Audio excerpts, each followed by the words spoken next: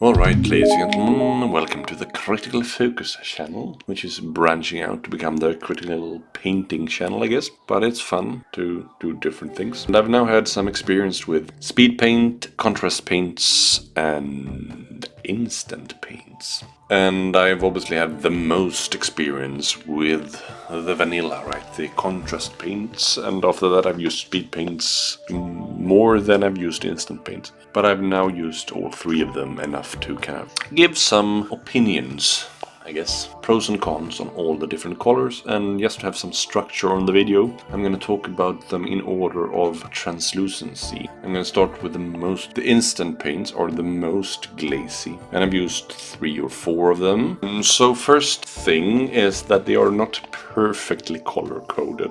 The Demon Brown, it's not really brown, it's more like almost like purple. Bit weird, I guess, the color coding. But that aside, the big pro here is that they don't really leave much dry lines because they are so glazy that they won't dry as fast as other paints in this video is. So they are ideal for painting large areas, and they will leave a lot of your pre-shading after applying them as well, but maybe even too much. So you might need a couple of coats, which kind of defeats the purpose of something called the instant paint, I guess. So just keep that in mind, right? So color coding not perfect and might need 2 applications. And one last con here is that it flows so very well that it's kind of hard to control if you want to paint like details with them. So something like a small belt on a regular sized model, or a pouch here and there or something like that, you will have a hard time controlling the paint. So I think it's just more ideal for larger areas.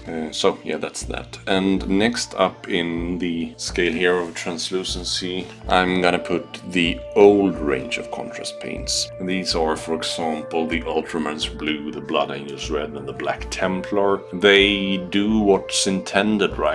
I mean, generally people think they are kind of expensive, but they last for a long time, and I'm not going to talk that much about pricing anyway. What more to say? I don't like that it's not in a drop flask because it's so easy to spill, so I would recommend to have some kind of safety precaution before opening a bottle of contrast paint, or even shade for that matter. So yeah, just keep that in mind, right? But they do what's intended. They leave a lot of the pre-shading, not as much as the instant paints, but just about enough, I would say. And so they most of the time will leave you with the intended color. You won't really need more than 1 appliance. I think they are kind of a perfect middle ground, to be fair. Next up, I am going to talk about the speed paints from Army Painter, right? These have some lovely colors in the range. In one of the starter set there were a lot of colors with like a brown yellowish tone, so kind of too many of those, I guess. I have used Ceylot Yellow, I've used Slaughtered Red, Hive Dweller Purple, and Holy White. I think Slaughtered Red and Holy White are the most used paints by me, and I really like them a lot. A big con here, apart from that they don't really leave much of the pre-shading, they will leave some but not very much, is that they can reactivate. So if you want to layer up from there, which I want to do, and some of you probably also want to, you need to varnish first. I mean, ideally I should varnish at least, but I have a confession to make. I don't always varnish before I layer up, but you should probably do that. And you don't want to have paint that kind of leaves the model, right? That's a bad experience. So that kind of defeats the purpose of a speed paint, to have to varnish.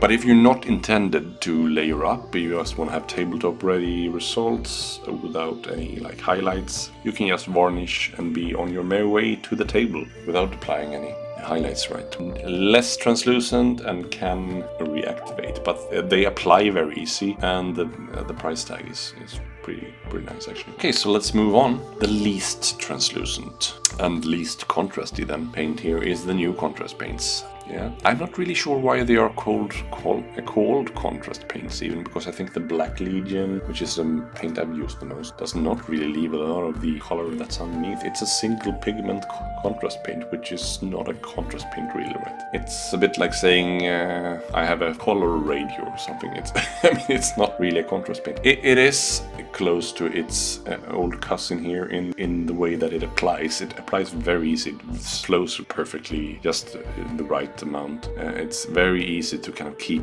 inside the field where you want to paint, but it doesn't really leave anything. You will need both shading and highlighting if you want to have stunning results with them. So I still use them, but for the sake of how fast they apply, I mean, it still is a lot smoother to apply a Black Legion than something like an Abaddon Black or what have you. So I like that fact, but it's not really contrasty. So here is my breakdown of the Instant Paint, the Speed Paint, and the two different kind of ranges, new and old, of the contrast paints, right? So take your pick. You don't really have to pick. You can buy everything like me. And but if you don't want to ruin yourself, then maybe make a choice that's applicable to your situation and your kind of financial situation as well, right? So if you have any questions or thoughts that you wouldn't have, just want to make your voice heard, leave a comment, right? Did you try them all?